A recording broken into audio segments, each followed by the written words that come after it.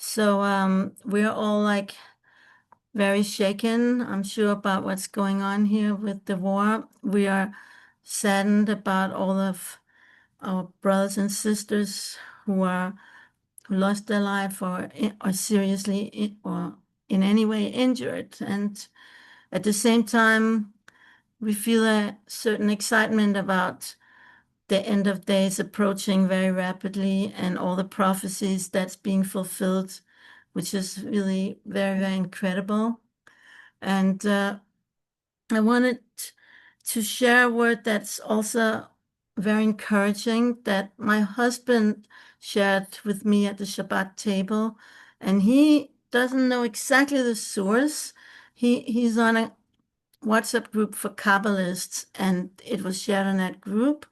And he believes it was in the name of the Vilna Gaon, Rabbi Eliyahu, but of Vilna, but I could not find this. So basically, if you look in the book of Kohelet, now I've been like, let's open up to Kohelet here, and you will see Kohelet, and Kohelet chapter 3, okay? It is about the different times that there are. You open up to Kohelet chapter 3, in the whole entire chapter 3, you'll find something very, very exciting. And I'm going to, it says there's a time et laledet ve'et lamut. There's a time to be born and there's a time to die. Now I'm going to share the screen with you, and you could see the whole chapter is divided up into 28 different seasons, and I have prepared them for you exactly aligned. So hold on, where is the Zoom? Yeah, I'm going to share the screen. Here, share, and you'll see them the way I have them aligned. You could see me or hear me. There's a time to be born, a time to die, a time to plant, and a time to uproot what's planted, a time to kill and a time to heal, a time to break down and a time to build, a time to weep and a time to laugh, a time to mourn and a time to dance, a time to cast away stones and a time to gather stones together, a time to embrace and a time to refrain from embracing, a time to seek and a time to lose, a time to keep and a time to cast away, a time to rend and a time to sow, a time to keep silence and a time to speak, a time to love and a time to hate, a time for war and a time for peace.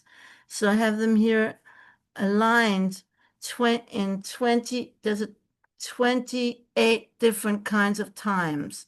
Altogether, there's 28 seasons, and according to perhaps the Vilna Gaon mi Vilna, is that these 28 times correspond to the history of the world, starting with the first season and ending with the last season. So the 6,000 years of the history of the world as we know it, that's what these 28 different seasons correspond to. And if you divide 6,000 years until the Mashiach will come, 6,000 years into 28, you will get exactly 214.8. Okay, I didn't check the calculation. If some of you want, please do so. This means every time, starting with year 0 and ending in year 6,000, we will go through these 28 different seasons. For example, one of the seasons was time to gather stones. That corresponds to the building of, my husband didn't remember if it was the first or the second temple, but it corresponds to the building of the temple, gathering the stones to build the temple. And so it goes through the whole history of the Jewish people. Now, think about what year we are now counting in the Jewish calendar. We're counting year 5,785. So there is exactly 215 years left until the end of days, 6,000, until we hit the 6,000 mark. So that's very close to 214.8. And keep in mind, we already started the Jewish year. And so this is what my husband shared with me, that on Shabbat, when he was sharing this Devar with me, on that very Shabbat, we exactly we moved from the one season next to the last one, the one that says a time for war, et lemilchama, and we started the new and the last season that's mentioned in Kohelet, et leshalom, a time for peace. So I found this word extremely encouraging. It really fits with the calculation, and that even though it looks like, well, now it's like the peak of war, but you have to remember the way things are in the Jewish way is we start the day with the evening, that's the day. Like Friday night, that's the new day. We say Tu B'Shvat, when it usually is very cold in Israel and it may even be snow. That is the beginning of summer.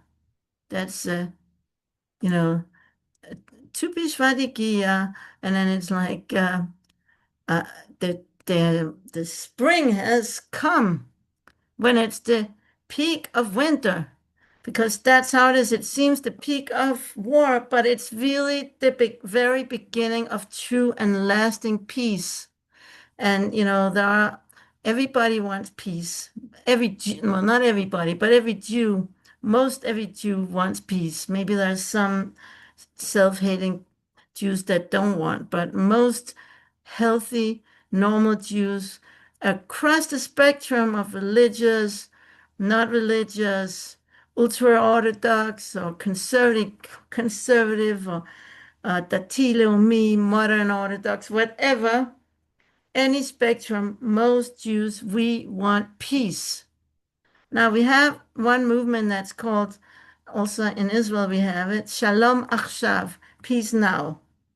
And that is a movement who has been very critical of any war effort that has been done since October 20, October 7, to defend ourselves and to prevent the atrocity that happened and to repeat. So, and these are the people who have demonstrated in Tel Aviv against Netanyahu repeatedly. They want Shalom Achshav, peace now. And I have a lot of people like that in my family, and I tell them, you want peace now, but I want Shalom Lenetzach. I want eternal peace.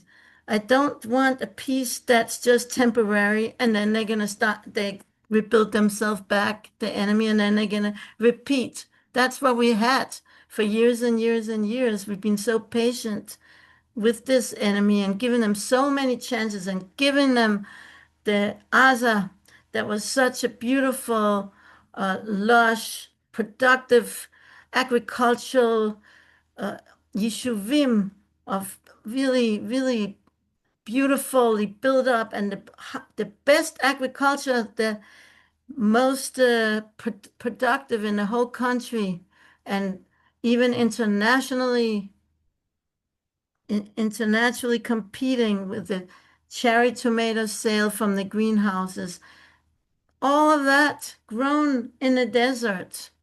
All of that was special kind of irrigation systems from taking the salt water of the sea and finding a way to remove the salt and using that to irrigate these amazing farms. All of that we gave to them for them to destroy it all and build tunnels like mole crickets and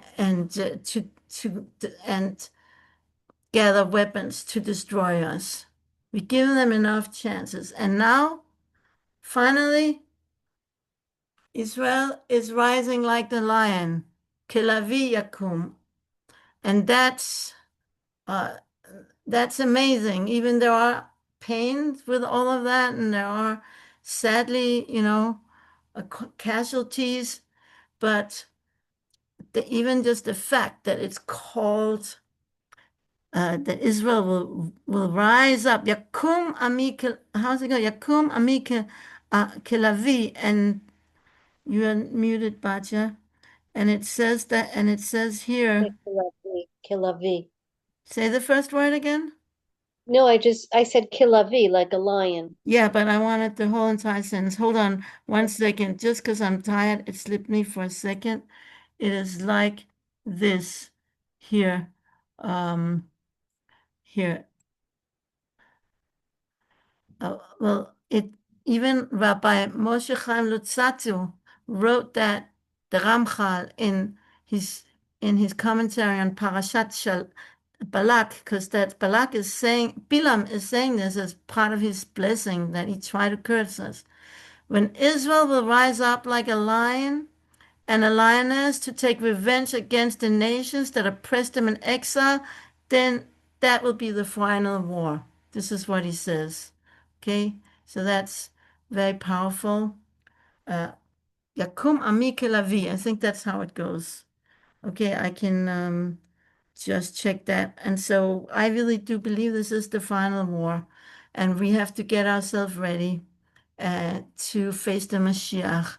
We have to do a little in spiritual inventory and get ourselves ready for that. Uh, let's see what the exact pasuk is. It's like a lioness, you know. It's a female lion, which is also interesting. It's in Bamidbar 23:24.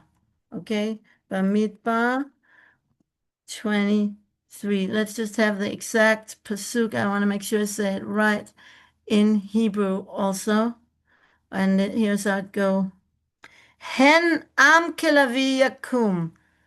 Hen am kelavi yakum. Behold, a people that rises like a lioness. And so that's that's what we have to do. And this is a feminine. This is the women that will lead the way for that.